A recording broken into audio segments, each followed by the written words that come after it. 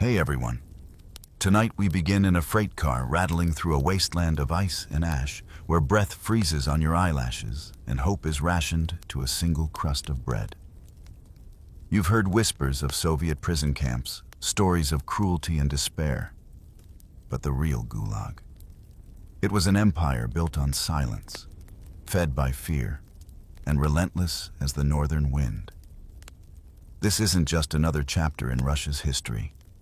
Its ideology turned into iron, survival measured in frozen steppes, and humanity stripped to its marrow. If uncovering history's rawest truths helps you unwind, please like and subscribe. And hey, tell me in the comments, where are you tuning in from? And what winter memory still chills your bones? Now dim the lights, lean in close, and walk with me into the white abyss where every shadow hides a story waiting to be unearthed. The Gulag system didn't begin with hardened criminals. While it housed them, its true, terrifying power lay in its ability to swallow anyone, anywhere, at any time. Imagine living in a world where a knock on the door in the middle of the night could mean your life as you knew it was over. Where saying the wrong thing, writing a questionable letter, having a relative abroad, or simply being deemed suspicious by a neighbor, colleague, or even a stranger, could seal your fate. This was the chilling reality for millions across the Soviet Union, especially during the height of Stalin's purges in the late 1930s and extending through the following decades. The arrests were often arbitrary, based on vague accusations or entirely fabricated charges. There was no presumption of innocence, no due process as we understand it in the Western world. The goal wasn't justice, it was control, intimidation, and ultimately, forced labor on an unprecedented scale. What constituted a crime? The legal codes, like Article 58 of the RSFSR Criminal Code introduced in 1927, were deliberately broad. They listed various counter-revolutionary activities, ranging from overt actions against the state to simply being socially dangerous or engaging in agitation or propaganda against the Soviet government. But in practice, this could mean anything. A casual joke about a collective farm's poor yield, expressing doubt about a 5-year plan target, being a member of a non-communist party before the revolution, or having contact with foreigners, all could be twisted into charges under Article 58. Sometimes, no specific charge was needed. People were arrested simply because they belonged to a targeted group: former kulaks, wealthier peasants, priests, intellectuals, ethnic minorities, former soldiers captured by the enemy in wartime, seen as potential traitors, or even just people who had achieved some level of success or prominence, making them potential threats or simply convenient scapegoats. The process was swift and brutal. An arrest warrant might be issued, or sometimes agents of the NKVD, the secret police, would simply arrive unannounced, usually under the cover of darkness. Homes were searched, often ransacked. The individual would be taken away, frequently without being allowed to say goodbye to family, leaving behind loved ones in a state of terrifying uncertainty. Wives and children might face persecution themselves, losing their jobs, being evicted, or even being arrested as family members of enemies of the people. Initial interrogations were designed to extract confessions, often through psychological torture, sleep deprivation, or outright physical abuse. These confessions were frequently false, admitting to crimes the person never committed, simply to end the torment or, in a desperate, often futile, hope for a lesser sentence. Trials, when they happened, were often shams, quick, predetermined proceedings in military tribunals or even by administrative decree, without defense lawyers or real evidence. Sentences were typically harsh years in labor camps, or worse. This system wasn't haphazard. It was a calculated instrument of state policy.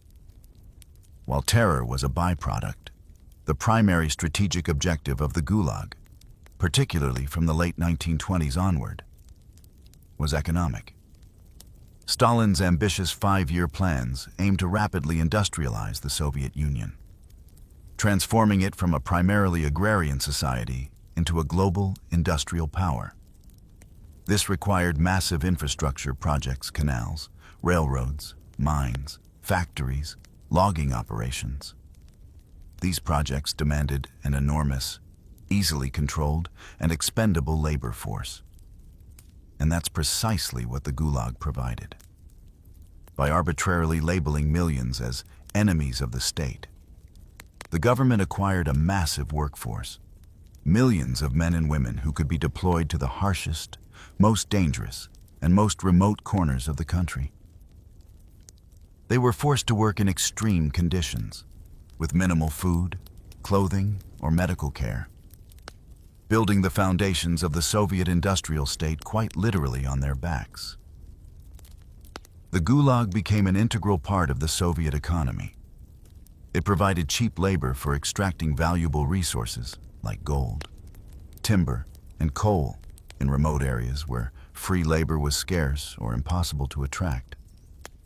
It built strategic infrastructure like the White Sea-Baltic Canal. It staffed dangerous industries. This wasn't just a side effect of political repression. It was a core function.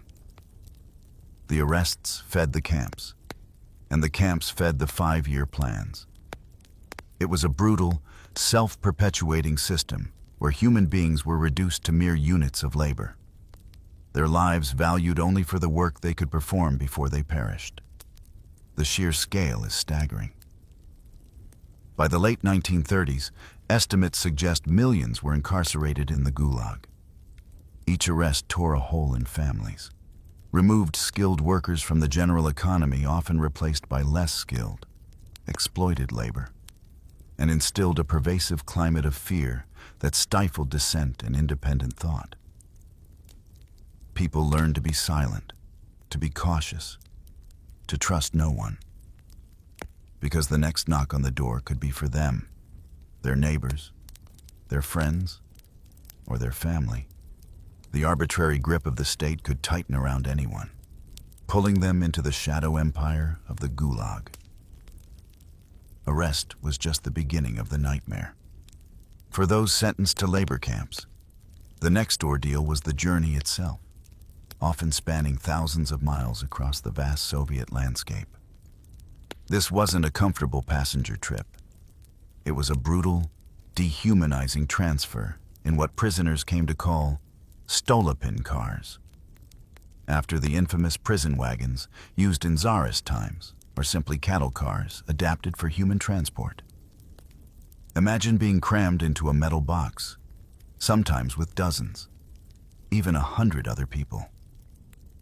These were often standard freight cars, modified with barred windows and internal subdivisions, but offering little in the way of basic human needs. The air quickly became thick with the smell of unwashed bodies, sweat, fear, and waste. Ventilation was poor to non-existent, making the journey suffocating in summer and dangerously cold in winter. There were typically no proper toilets. A hole in the floor, or perhaps a bucket, served as the only facility for dozens of people packed shoulder to shoulder for days, weeks, or even months. Privacy was a forgotten concept. Disease spread rapidly through the crowded, unsanitary conditions. Lice were rampant, a constant source of itching and carriers of typhus. Dysentery was common due to contaminated or insufficient water, adding to the horrific sanitary conditions. Food was minimal, often just a few ounces of black bread per day, and perhaps a ladle of thin soup or gruel when the train stopped, which was infrequent. Water was rationed and often dirty. Hunger was a constant companion, a gnawing emptiness that started on the train and would define much of their life in the camps. The journeys were long and arduous. Trains would stop for hours on remote sidings, the prisoners left in agonizing uncertainty. The guards were often cruel, indifferent to the suffering inside the cars. Beatings were common, sometimes for minor infractions or simply for sport. Attempts to communicate with the outside world, even signaling to people near stations, were strictly forbidden and often met with brutal punishment. The psychological toll was immense.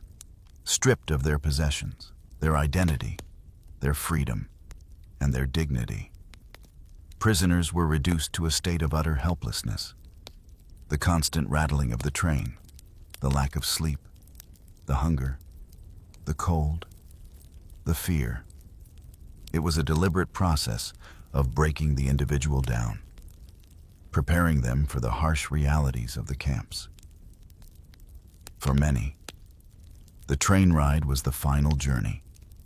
The combination of starvation, dehydration, disease, and exposure meant that a significant number of prisoners never reached their destination. The elderly, the infirm, those already weakened by prior imprisonment or torture. They were the most vulnerable.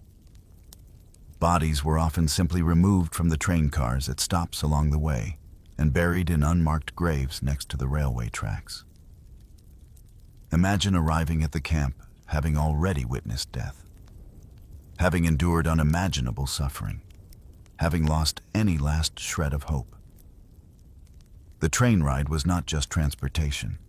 It was a calculated part of the punishment, designed to inflict maximum suffering and filter out the weakest before they even arrived, ensuring that only the most resilient, or perhaps just the luckiest, survived to enter the gates of the Gulag. It was, for many, literally the train ride to hell. Stepping off that horrific train, if you survived the journey, you arrived at the zone, the term prisoners used for the Gulag camp enclosure. This was a world deliberately designed to extract maximum labor with minimum resources, pushing human endurance to its absolute limits. Life inside the Gulag was a relentless assault on the body and spirit, a constant struggle against hunger, disease, and the elements. The living conditions were appalling. Barracks were typically crude, overcrowded wooden structures, offering little protection from the brutal Soviet climate. Imagine being packed into a room with dozens, sometimes over 100 other prisoners, sleeping on tiered wooden platforms known as nari. There were no mattresses, no blankets provided initially, just rough wood. In the deep cold of winter, temperatures inside might hover just above freezing, or even drop below it. While outside, they plummeted far into the negative Fahrenheit range, sometimes 40, 50, even 60 degrees Fahrenheit below zero in places like Siberia or Kolyma. Frostbite was a constant danger, leading to permanent injury or amputation. In summer, the barracks could be stiflingly hot, infested with lice, fleas, and bed bugs, offering little respite from the punishing heat. Sanitation was virtually non-existent. Latrines were often just open pits outside, overflowing and a breeding ground for disease. Clean water was scarce. But perhaps the most defining feature of Gulag life was the perpetual, agonizing hunger. Rations were deliberately kept at starvation levels, tied to work performance. The basic ration, given to those who failed to meet their demanding work quotas, might be just a few ounces, perhaps 10 or 12 ounces, of coarse black bread per day, and a thin, watery soup or gruel. Only by exceeding quotas could a prisoner earn a slightly larger ration, maybe up to 2 or 2.5 pounds of bread and slightly better, though still meager, soup. This meant that merely surviving required constant, back-breaking labor, even when weakened by hunger and illness. The body wasted away rapidly. Losing 20, 30, or even 50 pounds in the first few months was not uncommon. Chronic malnutrition led to a host of deficiency diseases. Scurvy, caused by lack of vitamin C, caused gums to rot, teeth to fall out, and internal bleeding. Pellagra, from lack of vitamin B3, caused dermatitis, diarrhea, and dementia. Dysentery was rampant. Tuberculosis spread like wildfire in the crowded barracks, and pneumonia was a constant threat in the cold. Medical care was almost non-existent. Camp doctors were often prisoners themselves, with limited supplies and overwhelming numbers of sick and dying. Treatment was basic, if available at all. The sick and weak were seen as unproductive burdens, often receiving reduced rations, further hastening their decline. The work itself was brutal. Prisoners were forced into dangerous and physically demanding labor, felling trees in freezing forests, digging canals and foundations with hand tools, mining coal or gold in unsafe conditions, building roads and railways through swamps and mountains. Work days were long, often 10 to 12 hours, sometimes more, regardless of weather or physical condition. The quotas were often impossibly high, set to ensure that most prisoners remained on the lowest, starvation rations. Failure to meet the quota meant less food, meaning less energy, making it even harder to meet the quota the next day, a vicious spiral that led directly to debilitation and death. Death was a daily reality. It came from exhaustion, starvation, disease, untreated injuries, or the sheer brutality of the guards or fellow prisoners. Those who became too weak to work were often sent to invalid barracks, which were essentially death barracks, where they received minimal care and waited to die. Life in the zone wasn't just about physical hardship. It was a psychological torment. The loss of identity. Prisoners were often referred to by number rather than name. The constant fear of the guards, of the criminal element, of not meeting the quota, of falling ill. The crushing monotony and hopelessness. The separation from family. With little or no contact allowed, the Gulag was designed not just to punish, but to break individuals, turning them into anonymous cogs in the vast machinery of the state, extracting their labor until they could give no more. This was the reality inside the zone, a world where survival was a testament to extraordinary resilience or sheer luck, and death was always just around the corner. The brutality within the Gulag didn't come solely from the guards and the system. Another layer of terror was imposed by the prisoners themselves, specifically the hardened career criminals. Within the closed world of the camps, these criminals, known as the urkas or blotny, established their own strict hierarchy and code of conduct, effectively forming a prison mafia that controlled significant aspects of daily life. The Soviet authorities often segregated political prisoners from common criminals in theory, but in practice, they were frequently mixed, especially in the larger, more chaotic camps.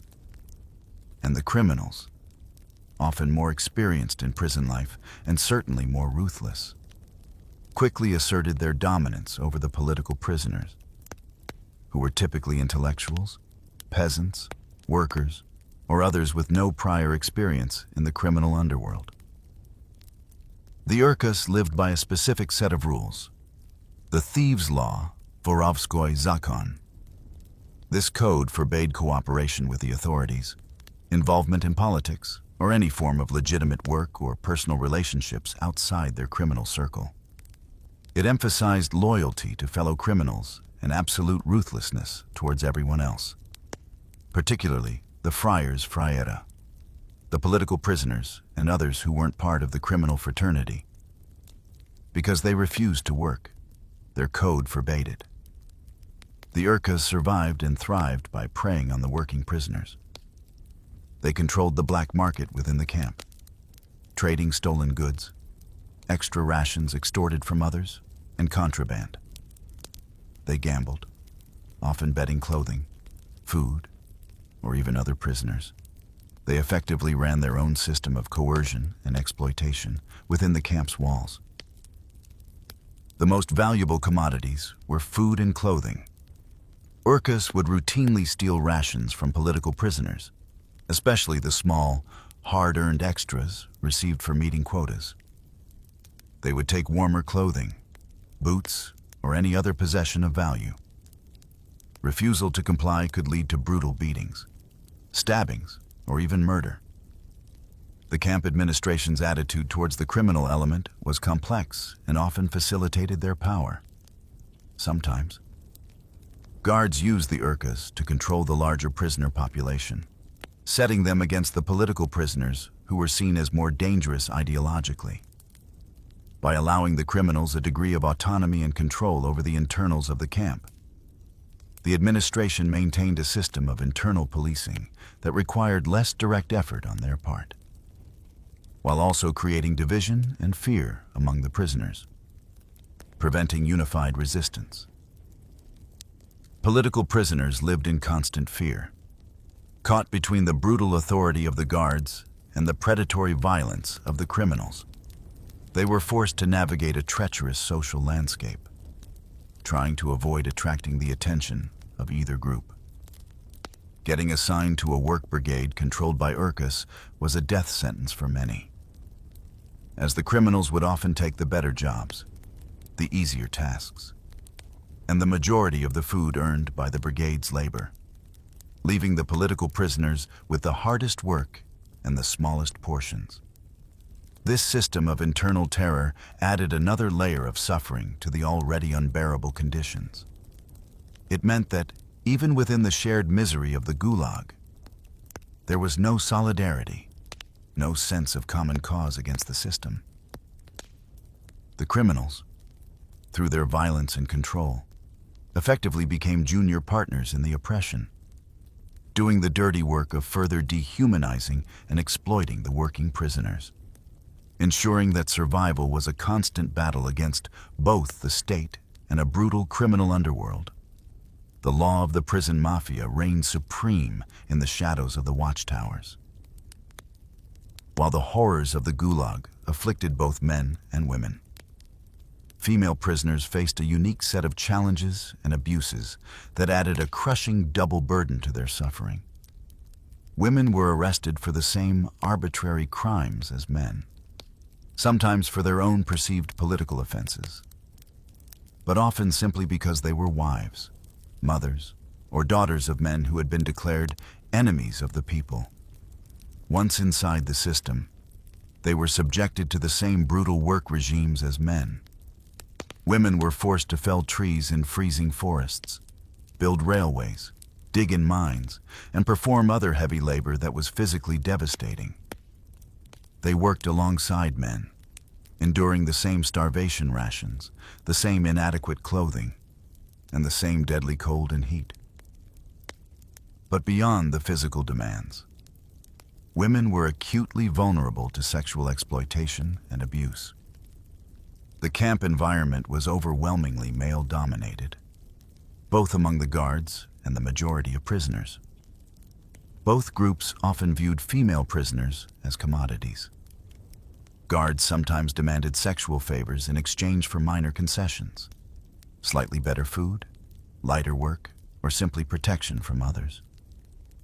Even more pervasive was the threat from the male prisoners, particularly the Urkas. Rape and sexual assault were tragically common.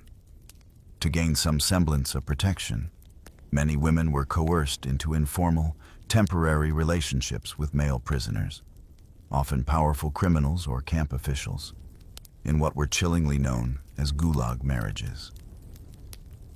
These marriages offered fragile, often temporary, protection from other men, but they came at a high cost. The women had little agency in these arrangements and were often treated as property. These relationships were rarely based on affection or choice, but on desperation and the brutal realities of camp survival. They were a stark illustration of how the Gulag stripped individuals of their autonomy and forced them into morally compromised situations simply to stay alive. Pregnancy in the Gulag was a devastating complication. Despite the horrific conditions and often forced circumstances, some women became pregnant. Camp authorities had provisions for pregnant women and new mothers, but they were utterly inadequate. Pregnant women might receive slightly reduced work quotas, but still faced malnutrition and harsh living conditions. Giving birth in the camp was fraught with danger due to poor sanitation and lack of medical care. And the fate of children born in the Gulag was heartbreakingly grim. While there were often separate barracks, or even small, primitive nurseries for infants, the conditions were terrible. Malnutrition affected both mothers and babies. Disease was rampant.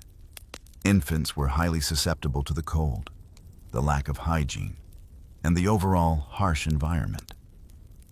Studies and testimonies suggest a horrifyingly high infant mortality rate in the Gulag. Many children born in the camps did not survive past infancy. If a child did survive the first few years, they were typically separated from their mother, usually around the age of 2 or 3, and sent to state-run orphanages or children's homes. Mothers rarely saw their children again, adding another layer of profound grief and loss to their ordeal. The experience of women in the Gulag highlights the pervasive nature of the system's cruelty. They endured the same systematic dehumanization as men, but were also subjected to gender-specific violence and exploitation, and faced the agonizing reality of pregnancy and childbirth in an environment utterly hostile to life. The resilience of the women who survived these unimaginable conditions is a testament to the strength of the human spirit. But their stories are a stark reminder of the particular hell they endured. The Gulag was not merely a place of punishment. It was a direct tool of the Soviet state's economic ambitions. Stalin's 5-year plans demanded massive infrastructure projects, and the millions incarcerated in the Gulag provided the muscle, the expendable labor force, to build them. These weren't built by modern machinery. They were carved out of the earth, forests, and mountains by hand, using primitive tools, fueled by starvation rations and driven by the whip and the gun of the guards. One of the most infamous examples was the White Sea-Baltic Canal, known as the Belomor Canal. Constructed between 1931 and 1933, this ambitious project aimed to connect the White Sea to the Baltic Sea, providing a strategic waterway. It was lauded in Soviet propaganda as a triumph of socialist construction, a testament to the re-education of enemies of the state through labor. The reality on the ground was a horror show. Tens of thousands, possibly hundreds of thousands, of prisoners were thrown into this project. They worked in swamps and through brutal winters, with little protection from the elements. They dug the canal bed using shovels, picks, and wheelbarrows. Dynamite was scarce. Machinery almost non-existent. Everything was done by hand. The pace was relentless. The quotas impossible. Prisoners died in staggering numbers from exhaustion, malnutrition, disease, and the brutal conditions. Estimates of the death toll vary widely, but historians generally agree that tens of thousands, if not more, perished during the canal's construction. Their bodies were often buried right there, alongside the very earth they had moved, incorporated into the embankments and the landscape around the canal. The Belomor Canal was just one example. Gulag labor built vast sections of the Trans-Siberian Railway, enabling access to Siberia's resources. Prisoners mined gold and uranium in the deadly Kolyma region. enduring some of the coldest temperatures on Earth, sometimes dropping below -60, even -70 degrees Fahrenheit. They logged timber in remote forests, built roads through impassable terrain, constructed industrial plants, and laid the foundations for entire cities in the wilderness.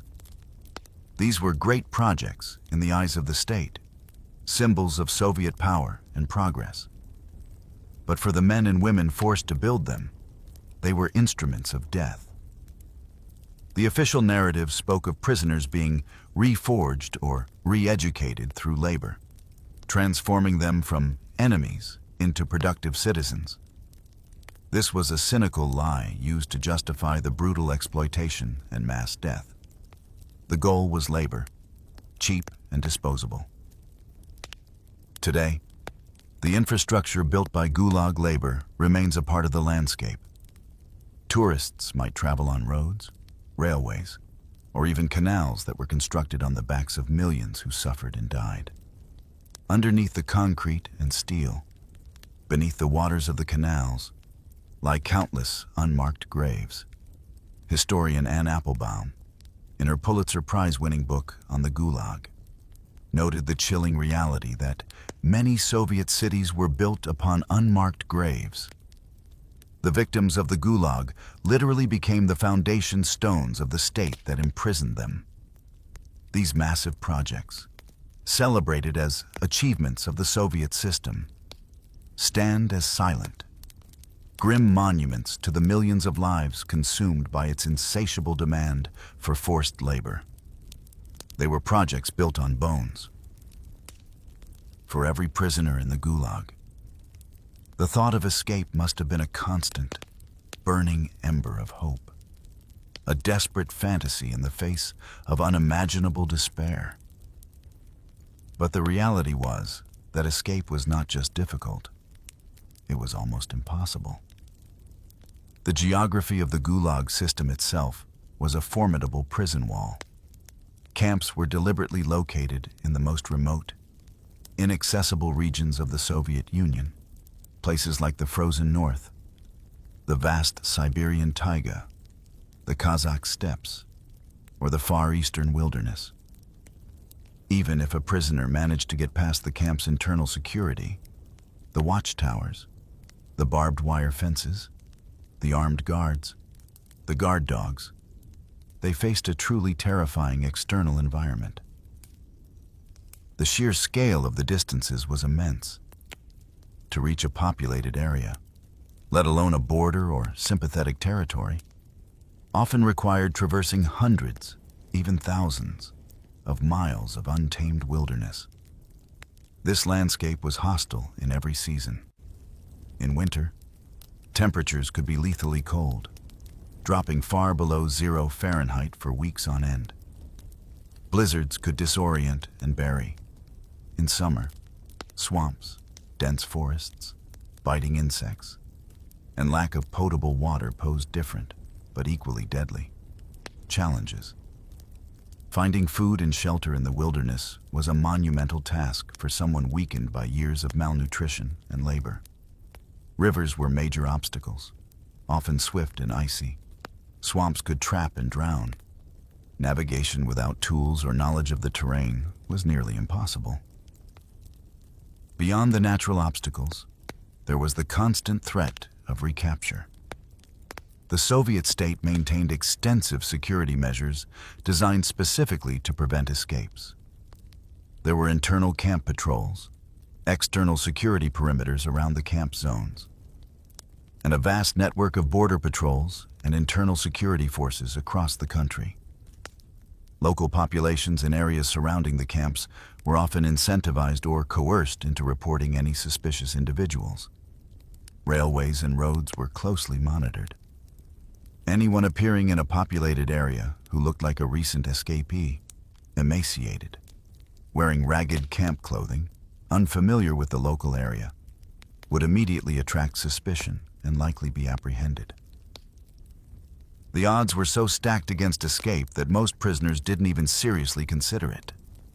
The risks were simply too high, the chances of success vanishingly small, and the penalty for attempted escape if caught, was brutal. Severe beatings, torture, extended sentences, or immediate execution. Yet, despite the overwhelming impossibility, there were attempts. Some were desperate, doomed dashes into the wilderness. Others were meticulously planned, requiring incredible courage, ingenuity, and endurance. Stories circulated through the camps of these legendary escapes, offering a glimmer of hope, however faint, that defying the system was possible. While some accounts of famous escapes, like that described by Slavomir Roberts in The Long Walk, have been subject to historical debate regarding their factual accuracy as a personal experience. The idea of such epic journeys highlights the lengths to which people would go. Accounts like that of George Chernovin, who escaped from a Solovki camp in the 1930s, or later, more documented escapes, demonstrated that while incredibly rare, survival against the odds was occasionally possible for those with extraordinary will, skill, and luck. These few successful escapes became legends within the Gulag system and later, outside of it. They represent the ultimate act of defiance against a system designed to crush the human spirit and trap the body. But the tragic reality is that for every legendary escapee, countless others perished in the attempt, swallowed by the unforgiving wilderness or recaptured and brutally punished. The dream of escape was potent, but for the vast majority, it remained just that, an impossible dream. The era of mass arbitrary arrests and the most brutal phase of the Gulag system was inextricably linked to the figure of Joseph Stalin. When Stalin died in March 1953, it marked a turning point, not just for the Soviet Union, but for the millions still languishing in the camps. His death initiated a period of political and social change known as the Khrushchev thaw. Nikita Khrushchev, who eventually consolidated power after Stalin, began a process of de-Stalinization. While not a complete repudiation of the Soviet system, it involved criticizing aspects of Stalin's rule, particularly his cult of personality and the scale of the purges. Crucially, this led to a review of the cases of political prisoners. Starting in the mid-1950s, a vast wave of amnesties and rehabilitations began. Millions of prisoners were released from the Gulag. Camps were closed down or converted to less severe correctional facilities. For those who had survived years, even decades, of unimaginable suffering, this was the long-awaited, almost miraculous, return to freedom. But freedom after the Gulag was not simple. For many, it meant returning to a world that had moved on without them. Family members might have died, remarried, or moved away. Homes might have been confiscated. They returned emaciated, often severely ill, and deeply traumatized, carrying the physical and psychological scars of years in the camps. Reintegrating into society was incredibly difficult. Many faced discrimination due to their status as former prisoners, even if they had been officially rehabilitated. Finding work and housing was a struggle. They carried the stigma of being enemies of the people, a label that clung to them even after release. Perhaps the deepest scar was psychological. The constant hunger, the fear, the violence, the loss of dignity, the witnessing of death. These experiences left indelible marks. Many survivors suffered from severe depression, anxiety, and post-traumatic stress. The bonds forged in the camps were often with fellow sufferers. But the outside world was difficult to navigate. For decades, many survivors remained largely silent about their experiences. There were several reasons for this silence. Firstly, the trauma itself was so profound that recounting it was incredibly painful. Reliving the horrors was too difficult. Secondly, despite official de-Stalinization, a climate of fear persisted. Many were still afraid of repercussions, of being rearrested or causing problems for their families if they spoke openly about the Gulag. The state was still authoritarian, and challenging the official narrative was risky. Thirdly, there was a sense that the outside world simply could not understand what they had been through. How could someone who hadn't experienced the Gulag comprehend the reality of starvation rations, minus 50-degree winters with no shelter, or the constant threat of violence? This feeling of isolation contributed to the silence. It wasn't until much later, during the Gorbachev era of perestroika and glasnost in the late 1980s, and especially after the collapse of the Soviet Union, that survivors began to speak out more freely and widely. Authors like Alexander Solzhenitsyn, a former Gulag prisoner, played a crucial role in bringing the reality of the camps to the world's attention, most famously with his monumental work, The Gulag Archipelago. Even today, the full story of the Gulag is still being pieced together. The official history in Russia remains complex and contested. The physical remnants of many camps have vanished, swallowed by time and nature. But the legacy of the Gulag endures in the collective memory, in the families torn apart, in the silence of those who survived, and in the stark reminder of the depths of human cruelty and the resilience of the human spirit under the most extreme conditions. Stalin died, and millions were freed. But the shadow of the Gulag, the fear it instilled, and the scars it left, remained for generations. Deep within North Korea's clandestine heart, nestled within a regime forged from absolute control, iron-fisted corruption, and chillingly the occasional disappearance or execution of even family members' trust isn't just scarce, it's a liability. To be close to the supreme leader, Kim Jong-un, is to navigate a labyrinth where loyalty is fickle and survival is a daily gamble. Most people surrounding him are either temporary pawns or future victims in the brutal game of power. But what if there was someone else? A figure who moves like a ghost through the corridors of power, observing every calculated step of the supreme leader, while simultaneously orchestrating her own disturbing maneuvers. Someone feared, someone dangerous, defined by a sinister, unnerving smirk. This is the story of Kim Yo-jong, the younger sister of Kim Jong-un, the princess who rose from the shadows to become the terrifying face and voice of North Korea, a figure so powerful, so trusted, that some believe she is being groomed to be the next in line for the world's most isolated dictatorship. How did this enigmatic woman acquire such unprecedented power? What drives her venomous rhetoric and ruthless actions? And what does her ascent mean for the volatile future of the Korean peninsula and the world? To understand her, we must first trace her steps from the obscured privacy of the Kim family compound to the global stage, where her shadow looms larger with every passing year. To truly grasp the enigma that is Kim Yo-jong, we must first place her within the unique and often bizarre lineage of the Kim dynasty, the ruling family that has held North Korea in its grip for over 7 decades. This is a family where bloodline isn't just important, it is the sole determinant of power. Her grandfather was Kim Il-sung, the eternal president, the founder of the state and the architect of its potent personality cult. Her father was Kim Jong-il, the dear leader, who inherited the mantle and steered the nation through famine and increasing international isolation while pursuing nuclear ambitions. In this intensely patriarchal and hierarchical structure, the position of a daughter, particularly a younger one, would traditionally be marginal if acknowledged at all. Yet Kim Yo-jong has defied these norms in ways that continue to astonish observers both inside and outside the Hermit Kingdom. Born likely in 1988, although details about her birth date and early life are notoriously difficult to confirm with absolute certainty, she is a full sister to Kim Jong-un, sharing the same mother, Ko Yong-hui, a former dancer.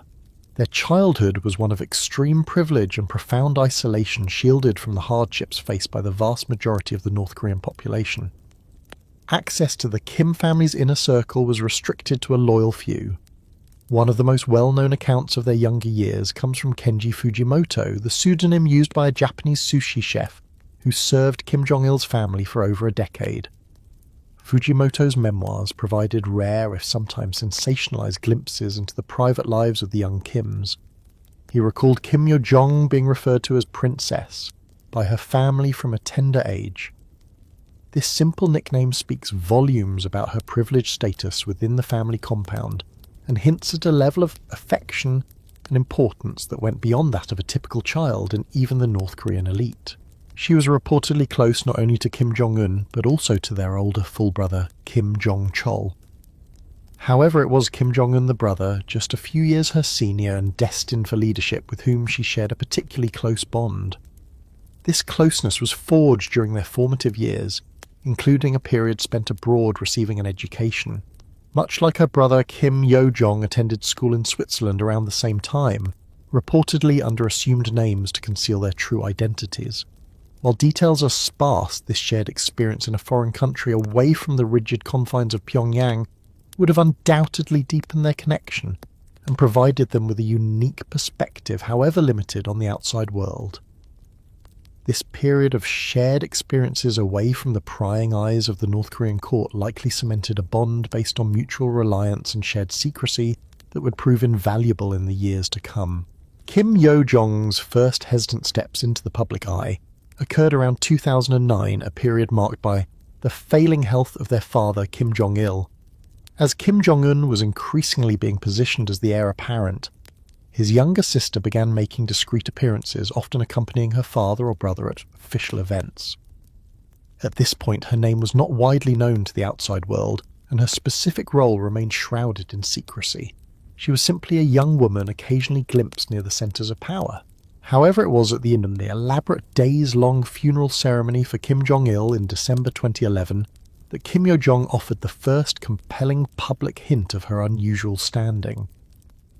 Amidst the orchestrated grief of North Korean officials and citizens, she was captured on camera, visibly distressed, weeping openly. While public displays of emotion were expected, her actions drew particular attention.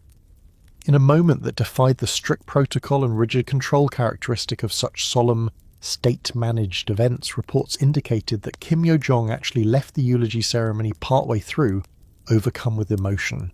This act, seemingly small, was remarkably significant. In a regime where even the slightest deviation from expected behaviour can lead to severe consequences, public criticism, demotion or worse, Kim Yo-jong faced no apparent repercussions. Nobody batted an eye. Her departure, seemingly excused without question, signalled to those watching carefully, both inside and outside North Korea, that this was no ordinary member of the grieving family. She possessed a level of inherent privilege and protection that afforded her a degree of freedom unthinkable for anyone else within the regime's hierarchy, save for her brother, the newly ascended supreme leader Kim Jong-un. This early, almost accidental revelation of her unique position was merely a prelude. Following Kim Jong-il's death and Kim Jong-un's consolidation of power, Kim Yo-jong's presence in the public sphere would steadily increase, her roles becoming more defined and her influence undeniably growing. The shadow was beginning to take shape, stepping out from behind the scenes, preparing to cast its own formidable presence. With Kim Jong-un firmly entrenched as the supreme leader by 2012, a new era dawned in North Korea. And alongside her brother's consolidation of power, Kim Yo-jong's political trajectory began a noticeable and rapid ascent. From relatively unknown status, she started accumulating official titles within the powerful Workers' Party of Korea, the ruling political machine of North Korea. Her initial roles were seemingly bureaucratic, placing her within the party's vast administrative structure. She was initially identified as a cadre, or shed within the Central Committee of the Workers' Party. While this might sound minor, the Central Committee is a critical body that oversees the implementation of party policy. Starting here allowed her to build a foundation within the party bureaucracy, understanding its internal mechanisms and building connections. But her most significant and defining early role came with her placement in a senior position within the propaganda and agitation department of the Workers' Party. This was not a backroom administrative job. This department is the absolute heart of the North Korean regime's control over information and public opinion. Its purpose is to shape the narrative, enforce ideological purity, and project the image of the Kim family as divine and indispensable rulers. As the senior figure in this department, Kim Yo-jong gained immense authority. One of her key responsibilities involved approving the contents of North Korean state media, newspapers, television, radio, and other publications. This meant she held the power to shape what 25 million North Koreans saw, heard, and were told to believe. She became a gatekeeper of truth, North Korean style, curating the information flow to reinforce the regime's grip and the personality cult surrounding her brother. It was in this role, wielding the power of the state media apparatus, that Kim Yo-jong truly began to carve out her public identity. She became increasingly infamous for her official statements, often delivered through state news agencies characterized by a chilling combination of a sardonic smile in public appearances and utterly vile, often crude diatribes directed at foreign leaders and governments. Successive South Korean presidents in particular have frequently found themselves on the receiving end of her verbal assaults. Her language is not diplomatic, it is designed to insult, belittle, and intimidate. Statements attributed to her or published under her department's authority have called South Korean leaders frightened dogs, shameless, deranged, and foolish men, and accused them of putting their neck into the noose of pro-use flunkyism. This wasn't just fiery rhetoric. It was strategic psychological warfare aimed at undermining the legitimacy of the South Korean government and its alliances, particularly with the United States. Her pronouncements weren't just insults, they often carried implicit or explicit threats. If the South violates even an inch of our territory, one statement declared, "Our nuclear combat force will carry out its duty." This directly linked her authority to North Korea's most dangerous capability, its nuclear arsenal. While South Korea bore the brunt of much of her early venom, the United States was not immune. President Barack Obama during his term was targeted through North Korean propaganda outlets that employed racist stereotypes and foul language. Under Kim Yo-jong's purview, state media articles turned increasingly nasty in tone, becoming rife with profanity, sexism, racism, and homophobia. This wasn't just uncontrolled anger. It was a calculated strategy to demonize perceived enemies and reinforce the regime's narrative of righteous indignation against external threats and internal dissent. Her rise within the propaganda and agitation department wasn't just about controlling media, it was about becoming a voice, an official mouthpiece for the regime's most aggressive and uncompromising positions. She demonstrated a willingness to deploy rhetoric far harsher and more personal than typically heard from other North Korean officials, establishing herself as a figure to be feared and paid attention to. This positioning within the propaganda machine allowed her to cultivate an image of fierce loyalty to her brother and the regime's core ideology, while also giving her direct control over a crucial instrument of state power. It laid the groundwork for her transition from a behind-the-scenes figure to a prominent, albeit terrifying, public face of North Korea's confrontational stance on the global stage. Her control over information and her willingness to use it as a weapon proved to be a potent combination, solidifying her influence within the regime and preparing her for even greater prominence. As Kim Yo-jong's influence within the Workers' Party grew, so too did her visibility on the international stage. By 2018, she was no longer just a figure approving propaganda headlines from a distance. She began accompanying her brother Kim Jong-un to high-profile meetings with world leaders, signalling her increasing importance as a trusted confidant and key operative. This marked a significant shift from her earlier more discreet appearances. One of her earliest and most notable international appearances was at the opening ceremony of the 2018 Winter Olympics in Pyeongchang, South Korea. Her presence there as the first member of the Kim family to visit the South since the Korean War was seen as a diplomatic gesture, a potential softening of tensions. Yet even in this setting, she maintained an air of cool detachment, often seen with her characteristic smirk hinting at the calculated nature of her presence. Her presence became even more pronounced during the historic summit between Kim Jong-un and then President Donald Trump in Singapore in June 2018. This was the first ever meeting between a sitting US president and a North Korean leader, an event of immense global significance. And quietly, confidently, Kim Yo-jong was ever present. She wasn't just an observer, she attended high-stakes meetings, was seen reviewing documents, and lingered in the background, a constant watchful figure beside her brother. Reports from the summit described her moving around the St. Regis suite with an air of informal authority, smirking, seemingly ignoring traditional protocol and doing exactly as she pleased. In the rigid world of North Korean hierarchy, this level of casual confidence around the supreme leader in a public setting was virtually unheard of for anyone other than Kim Jong-un himself. It underscored her unique position and the profound trust her brother placed in her.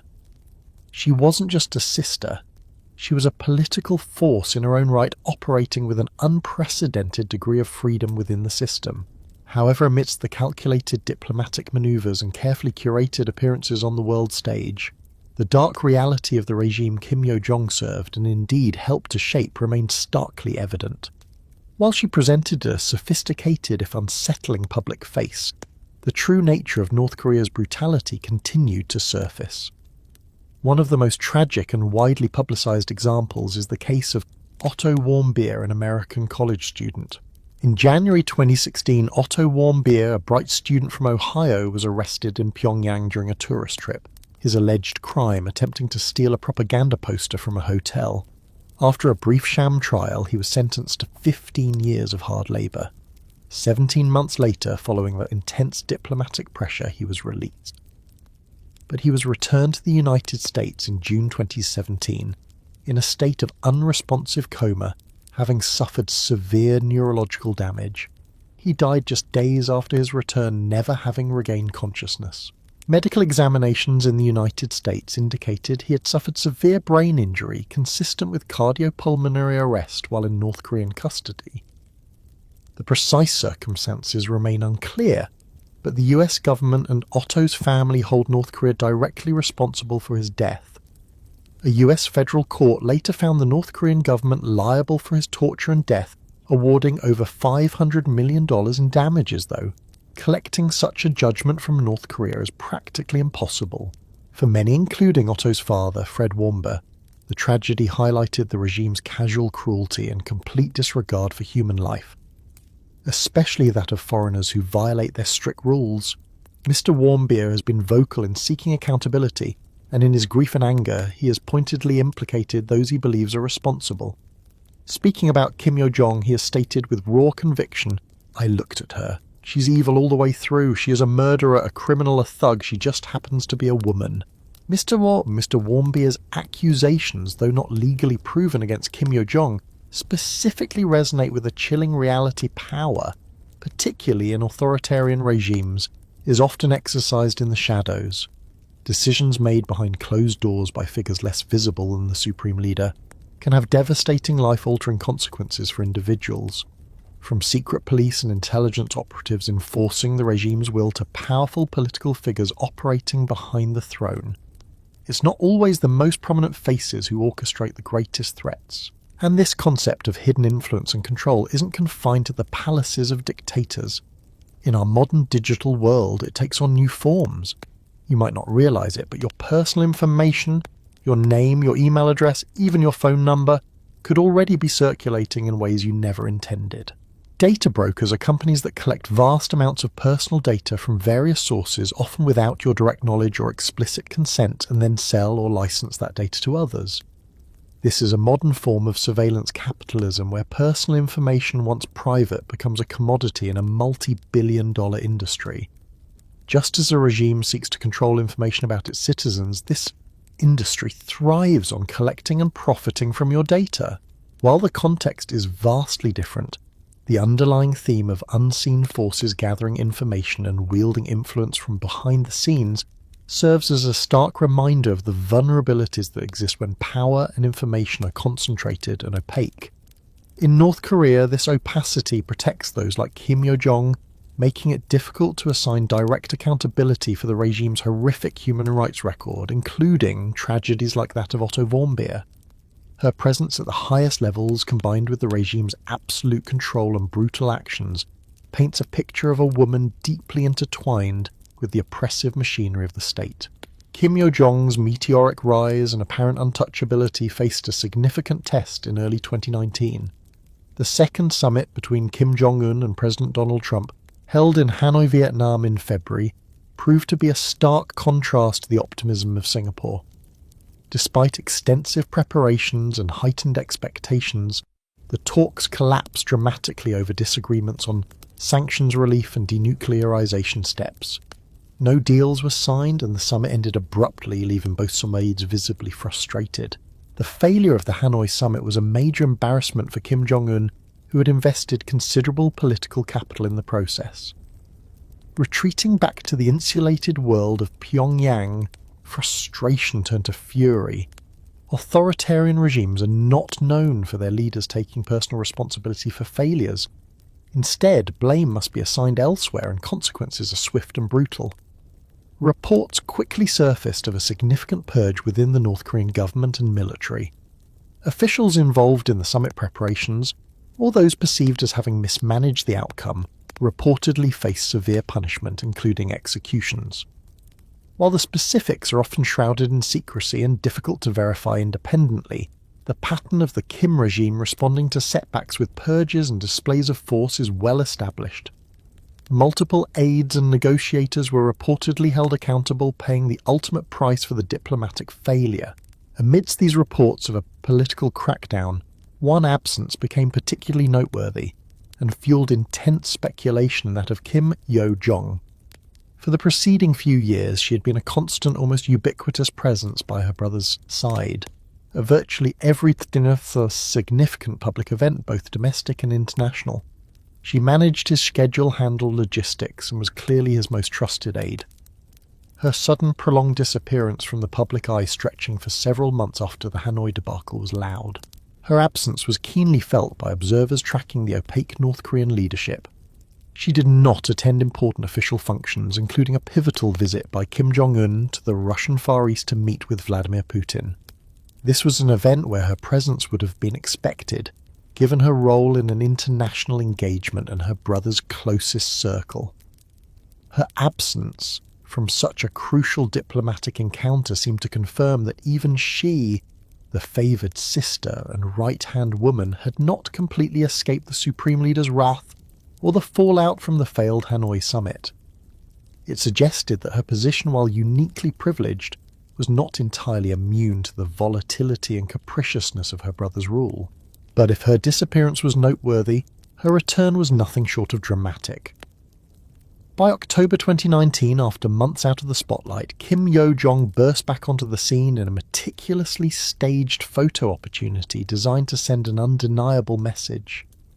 The setting was instantly recognizable and deeply symbolic for all North Koreans: the snow-covered slopes of Mount Paektu. Mount Paektu is not just a mountain, it is revered as the mythical birthplace of the Korean people, and more crucially for the regime, it is the declared birthplace of Kim Il-sung and the base from which his anti-Japanese guerrilla forces supposedly operated. It is the spiritual heart of the Kim dynasty's legitimacy. Journeys to Mount Paektu, especially on horseback through the snow, are orchestrated events laden with heavy propaganda messaging, typically signifying a leader's strength, determination, and connection to the sacred revolutionary lineage. Of the 25 official photographs released from this highly symbolic trip, Kim Yo-jong appeared in no fewer than 6. This alone was significant, demonstrating her readmission to the inner circle and her continued importance. But the most telling picture, the one that resonated most profoundly, showed the siblings side by side on their horses. In this specific image, both Kim Jong-un's horse and Kim Yo-jong's horse were adorned with a distinct silver 5-pointed star emblem on their bridles. This emblem is a powerful symbol within the regime, representing the Kim dynasty itself. The decision to have Kim Yo-jong's horse wear this emblem alongside her brothers was unprecedented. Notably, even Kim Jong-un's own wife, Ri Sol-ju, a prominent figure in her own right, had not been permitted to display this symbol. The visual message conveyed by this carefully curated image was crystal clear to anyone familiar with the intricate symbolism of the North Korean regime. After her temporary absence, likely a period of introspection or perhaps even punishment, Kim Yo-jong was not only back, but her position was seemingly stronger than ever. The emblem on her horse was a powerful public declaration from the Supreme Leader himself. It signaled to the party elite, the military and the North Korean people that Kim Yo-jong was exceptionally close to the leader, that she retained his absolute trust, and that she was being explicitly positioned as a key figure in the future, potentially even as a successor. It was a dramatic, visually potent reaffirmation of her status, dispelling any lingering doubts that her temporary absence meant a permanent fall from grace. Her rebirth on the sacred mountain cemented her place not just as a trusted aide, but as a potential inheritor of the Kim legacy. Since her dramatic return on Mount Paektu, Kim Yo-jong's trajectory has continued its upward arc, reaching a crescendo of power, vitriol, and undeniable confidence in her position. She has solidified her role not just as a trusted advisor, but as the primary public face and voice of North Korea's most aggressive stances against the outside world. In the summer of 2020, tensions flared again on the Korean peninsula due to actions by North Korean defectors living in the south. These activists, often seeking to inform their former compatriots about the realities outside the regime, would launch balloons carrying anti-regime propaganda leaflets, food, and even USB drives across the demilitarized zone DMZ into North Korea. While North Korea has always vehemently protested these actions, the response in 2020 reached a new level of severity, and Kim Yo-jong was front and centre in orchestrating it.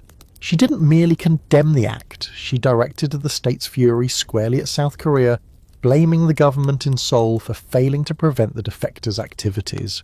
She issued scathing public statements filled with her characteristic venom, calling South Koreans dogs bred by the US, and lunatics who dare use military provocation against a nuclear weapons state. But her response wasn't limited to words. In a stunning, tangible demonstration of her power and influence, she ordered the complete destruction of the joint North-South Korean liaison office located in Kaesong, just north of the DMZ. This office, established in 2018, had been a symbol of inter-Korean dialogue and cooperation, however fragile. Blowing it up was a literal physical message about the state of the two countries' relationship under her increasing influence, one of escalating hostility. The dramatic explosion captured and broadcast by North Korean media was a stark warning. Her rhetoric continued to escalate, often accompanying missile tests or other provocations. She warned that South Korea should be scared, adding ominously, "No one knows how our retaliation and revenge will be completed." This fusion of harsh language and decisive destructive action cemented her reputation as a ruthless operator willing to back up her threats.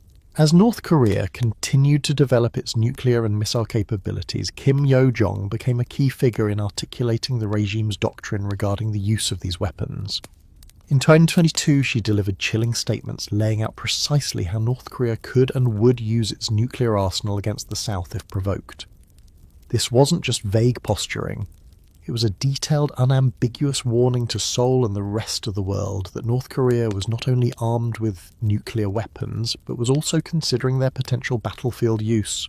In the years since, Kim Yo-jong has continued to employ her signature mixture of sharp insults, psychological intimidation, and explicit threats to bolster her brother's regime and attack its perceived enemies. Her comments, delivered with a chilling blend of sarcasm and seriousness, have only intensified, particularly targeting the United States. Joint military drills between the US and South Korea are a frequent trigger for her outrage, which she denounces as provocations and warns will be met with unspecified retaliation. She has become the regime's primary attack dog, seemingly relishing the role. There is almost a sinister joy she appears to take in delivering her abuse, often captured in photographs, smiling or smirking as she issues dire warnings.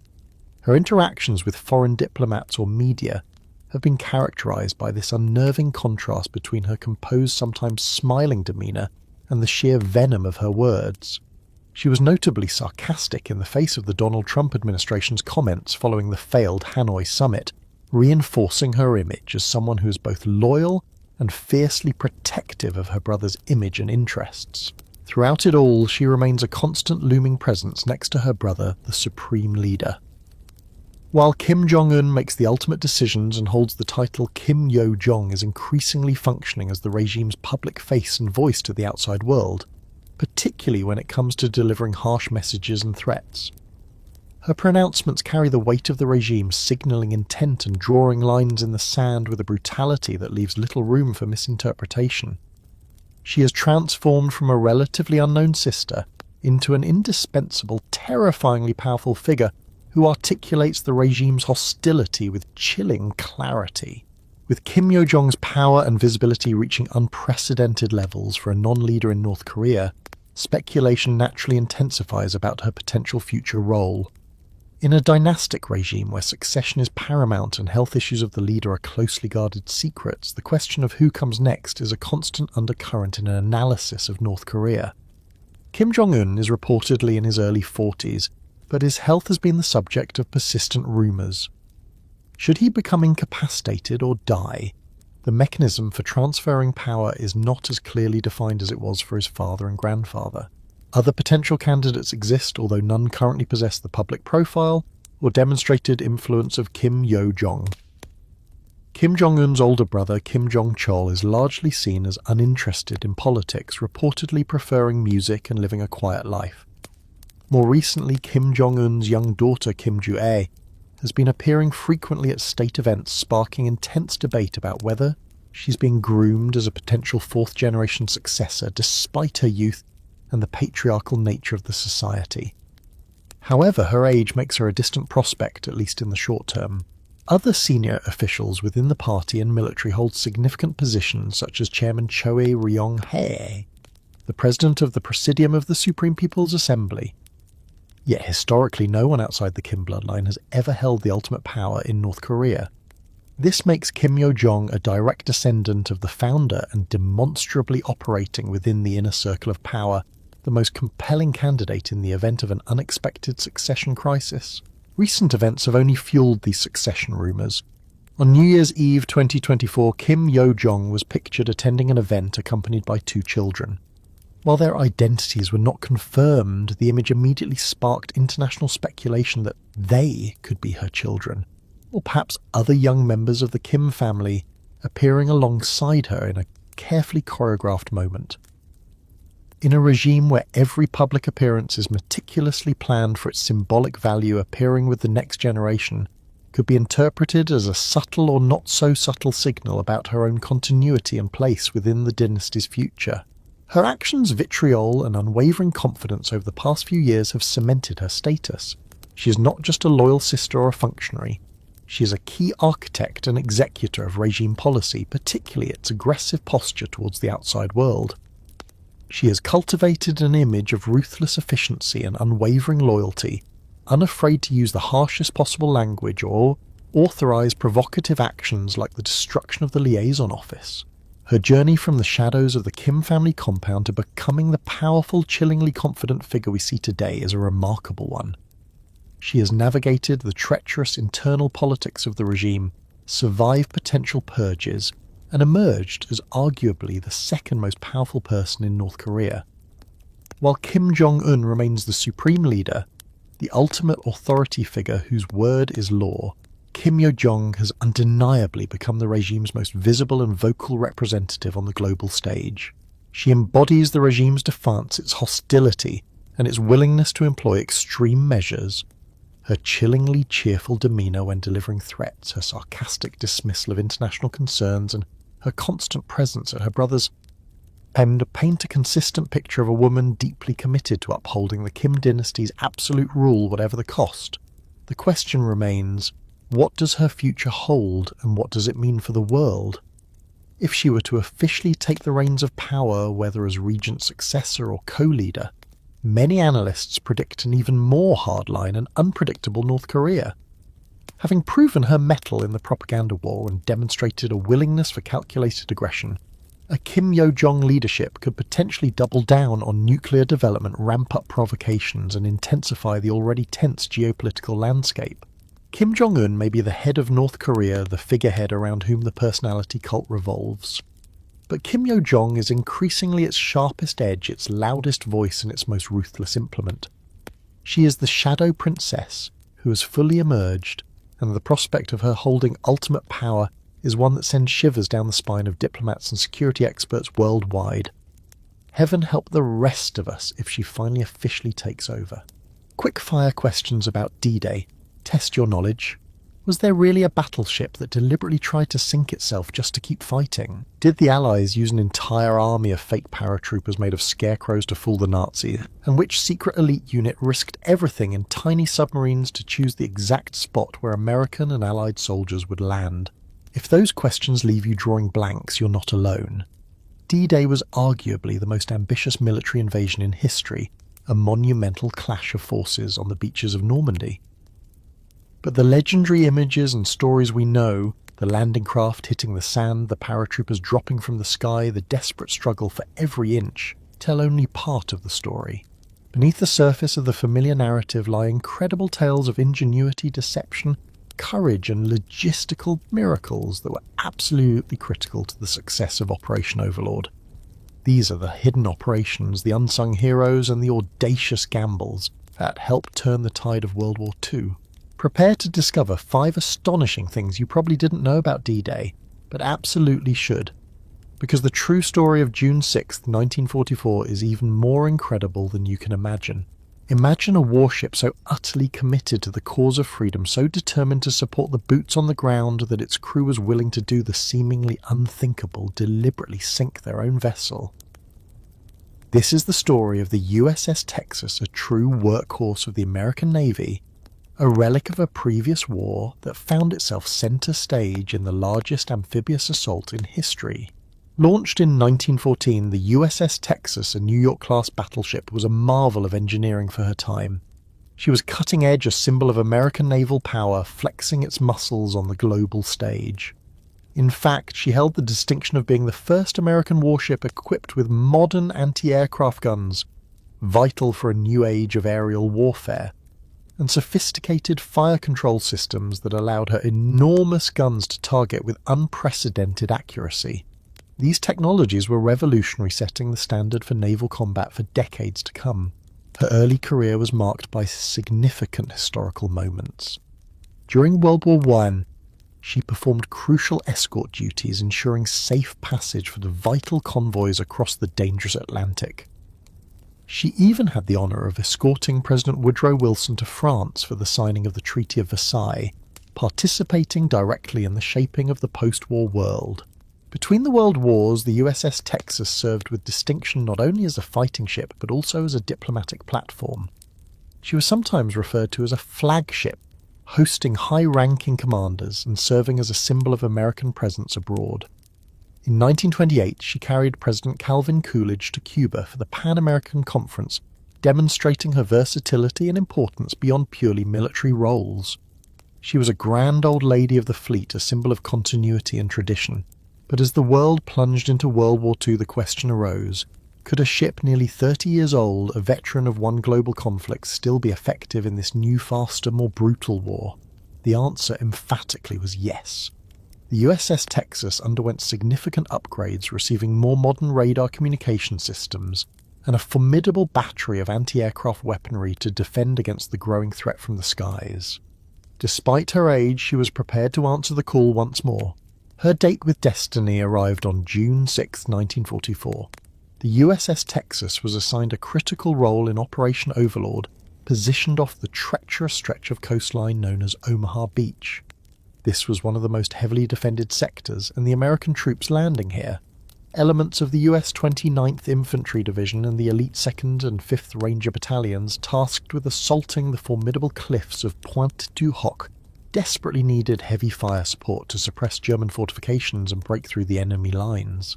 The USS Texas delivered. Her massive 10-inch guns roared, unleashing a devastating barrage on German positions. Her firepower on D-Day was staggering. In a brutal, intense 34-minute period, she fired 255 shells, a rate of fire almost unimaginable. To put that into perspective, during the entire 8-day Operation Torch landings in North Africa 2 years earlier, the Texas fired a total of around 300 shells. This single morning at Omaha Beach saw her expend nearly that many in less than an hour. The noise must have been deafening, the concussion immense. Each shell from those big guns weighed over 400 pounds. Imagine over 250 of those raining down in just over half an hour. But the USS Texas's story wasn't over on June 6th. As the Allied forces pushed inland from the beaches in the following days, the front lines advanced. While this was the ultimate goal, it presented a new challenge for the naval gun support. The German targets, vital strongpoints, artillery batteries, troop concentrations, were now further inland. The USS Texas, positioned a few miles offshore, found that her guns, designed primarily for engaging ships or targets close to the coast, simply couldn't elevate high enough to reach these new inland positions. Her guns had a maximum elevation, and the trajectory needed to reach the targets was too steep. It was a technical limitation that threatened to render her massive firepower useless, precisely when the troops advancing inland still desperately needed it. Faced with this critical problem, the crew of the USS Texas, led by their determined officers, came up with a radical, almost unbelievable solution. They would deliberately flood the starboard torpedo blisters, compartments built along the hull to absorb the shock of a torpedo hit. These blisters were designed to be compartmentalized and capable of being flooded without sinking the ship, but intentionally flooding them to tilt the entire vessel. This was unheard of. By carefully admitting water into these compartments on one side of the ship, they could force the massive 35,000-ton battleship to list or tilt to port. The goal was a precise tilt of just 2 degrees. It might sound small, but for a ship the size of the Texas, a 2-degree list was enough to significantly increase the maximum elevation angle of her portside guns. Suddenly, those inland targets that were previously unreachable were now within their firing solution. It was an audacious gamble. Deliberately tilting a battleship in wartime, risking stability and control, required immense bravery and technical skill from the crew. But it worked. This innovative, almost desperate maneuver allowed the USS Texas to continue providing crucial artillery support to the American troops fighting brutal battles inland. She continued to pound German positions, helping clear the path for the Allied advance, proving that even an aging veteran could adapt and fight in the most unexpected ways. The USS Texas didn't just survive D-Day. She became an emblem of ingenuity and resilience, a testament to a crew willing to go to extraordinary lengths to support their comrades. Her story of deliberately tilting herself is one of the most unique tales from the entire Normandy campaign, a bold maneuver that kept her massive guns in the fight when they were needed most. Today, the USS Texas is preserved as a museum ship near Houston, Texas, a proud veteran of 2 world wars. Standing on her deck looking at those massive guns, it's hard not to be awed by her history, and the incredible story of how her crew found a way to make her fight even when the odds and physics seemed against her. D-Day wasn't just about brute force and overcoming defences. It was a masterclass in deception, a complex ballet of military might and psychological warfare designed to confuse, misdirect, and ultimately weaken the enemy before the real invasion even began. One of the most audacious elements of this plan involved an army unlike any other, an army made of scarecrows. In the dark, tense hours of the night leading into June 6, 1944, as the real paratroopers of the 82nd and 121st Airborne Divisions were preparing for their dangerous jumps behind enemy lines, another, far stranger operation was underway. This was Operation Titanic. Its objective was brilliant in its simplicity and audacious in its execution to deceive the German forces into believing that major airborne landings were occurring in locations away from the actual primary drop zones. The goal was to draw German reserves and attention towards these fake landings, leaving the real invasion areas less defended. The stars of Operation Titanic were known simply as the Robots. These weren't sophisticated robots or complex mechanisms. They were simple crude dummies numbering around 100 in total. Crafted from burlap sacks stuffed with straw, they were basic in design. Standing only about 3 feet tall, they were equipped with parachutes. From a distance, especially tumbling through the dark night sky or glimpsed briefly on the ground, they were convincing enough to be mistaken for real paratroopers by nervous or overwhelmed German observers. These robots were deployed by specialised squadrons of the British Royal Air Force RAF. They were dropped across targeted areas of Normandy, strategically chosen to be several miles away from where the American and British airborne divisions were making their actual vital landings. Key drop zones for the Robots were located south of Caen and in the area around Saint-Lô, drawing attention away from the critical areas near Saint-Omer-Église, where the 82nd Airborne landed, and the causeways leading inland from Utah Beach, where the 101st Airborne operated. To enhance the illusion, some of the robots were booby-trapped with small explosive charges. These charges were designed to detonate upon hitting the ground, mimicking the sound of equipment being destroyed, or perhaps even a paratrooper self-destructing sensitive gear. It added another layer of realism to the deception. But the trick didn't stop there. Adding an even deeper layer of realism were small teams of elite British Special Air Service or SAS operatives. These incredibly brave men jumped alongside the dummy paratroopers into enemy territory. Their mission was twofold: to create the impression of a much larger force landing than was actually there, and critically to add a soundscape to the illusion. They carried portable loudspeakers and pre-recorded audio loops. Imagine being a German sentry on patrol that night miles from the coast. You hear the distant drone of aircraft, then the rustling sound of parachutes descending. Then from the darkness of the fields, you start hearing sounds that shouldn't be there. Muffled shouts in English, the distinct metallic clatter of equipment, the crunch of boots on gravel, and sporadic bursts of gunfire. These sounds, amplified through the SAS loudspeakers and strategically placed to mimic the movement and actions of a landing force, completed the picture of a real airborne invasion. And it worked. German radio intercepts picked up reports from units in the targeted areas confirming what they believed were significant Allied paratrooper landings. Commanders receiving these reports reacted exactly as the Allies hoped. Entire German units, including the significant 915th Grenadier Regiment, were diverted. Instead of rushing towards the crucial areas where the real 82nd and 101st Airborne Divisions were fighting for their lives, or towards the beaches where the main landings were about to commence, these German forces were sent on wild goose chases, hunting phantom armies of scarecrows and a handful of incredibly daring SAS soldiers. This diversion had a tangible life-saving impact. By drawing away German reserves and sowing confusion, Operation Titanic reduced the opposition faced by the actual airborne troops in the initial waves of beach landings. The legendary struggles and successes of units like the 101st Airborne, immortalised in history and popular culture, might have been far more costly, perhaps even impossible, without the success of this deception. It's not an exaggeration to say that fake scarecrows helped save real lives. The legacy of D-Day isn't solely written in blood and iron on the beaches. It's also etched in the cunning, the misdirection, and the brilliant bizarre tactics like Operation Titanic. The story of D-Day is a complex tapestry woven from countless threads of heroism, sacrifice, and remarkable human ingenuity. It's a story that continues to resonate not just in the historical accounts, but in the very places where these events unfolded. The land, the sea, the air above Normandy, they hold the memory of that pivotal moment. It's fitting then that one company has found a truly unique way to honour this history. Presidius.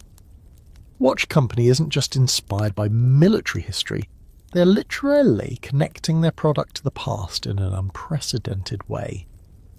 To mark the upcoming 81st anniversary of D-Day in 2025, Presidius has embarked on a project unlike anything a watchmaker has attempted before.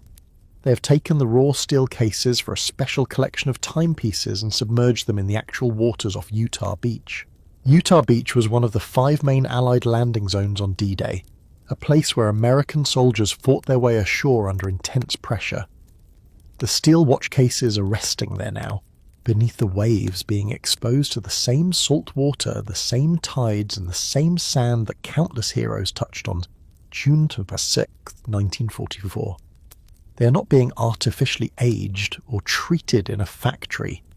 They are being shaped by time tide and the undeniable historical weight of that location. This isn't about pristine, polished timepieces. It's about creating artifacts that carry the imprint of history. These cases will not be polished or extensively cleaned. They will bear the marks of their time submerged in the English Channel. They will be recovered on June 6, 2025, exactly 81 years to the day after the landings. Due to the nature of this project, the quantities are extremely limited.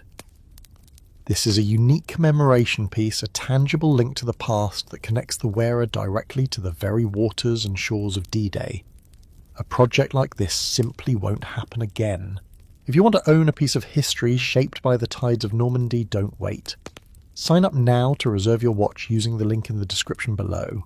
It's a profound way to remember D-Day, carrying a piece of its legacy on your wrist. The beaches of Normandy on D-Day were a chaotic, violent and overwhelmingly male environment. Military planning dictated that the landing zones were strictly for combat personnel and essential support. Yet amidst the thunder of artillery and the spray of seawater, one woman defied every rule, every obstacle and every expectation to witness history firsthand. Her name was Martha Gellhorn, and she wasn't just any woman, she was one of the greatest war correspondents of the 20th century. Born in 1908, Martha Gellhorn was a force of nature from a young age. She didn't fit the mould of what was expected of women in her era. Driven by an insatiable curiosity and a fierce desire to report on the human condition in times of crisis, she became a war correspondent long before it was common, let alone accepted for women to venture onto the front lines. By the time she was 32, she had already built an extraordinary career. She covered the brutal Spanish Civil War, witnessing the devastating impact of modern warfare on civilians. She spent 2 months living in the White House during the Roosevelt administration, gaining unique insight into the workings of power. And perhaps most famously, she married the literary titan Ernest Hemingway. Their relationship was legendary, tempestuous, and ultimately defined by their shared passion for witnessing history and their competing ambitions. Hemingway, a larger-than-life figure, soon discovered that his dynamic wife was far more interested in the raw reality of battlefields and the stories of ordinary people caught in conflict than she was in the quiet confines of domestic life or being simply Mrs. Hemingway. When World War II erupted, Gellhorn threw herself into covering the global conflict. She reported from Finland during the Winter War, witnessed the gathering storm in Czechoslovakia, and documented the war in China. By 1943, she was covering the Allied campaign in Italy, honing her skills in reporting directly from active combat zones. She was consistently drawn to where the action and the human story was most intense. As the planning for the invasion of Normandy reached its final stages, Gellhorn knew this would be the story of the war, perhaps of her generation. Her magazine Collier's was granted permission to send only one correspondent to cover the D-Day landings. Martha Gellhorn was their most experienced war reporter, the obvious choice.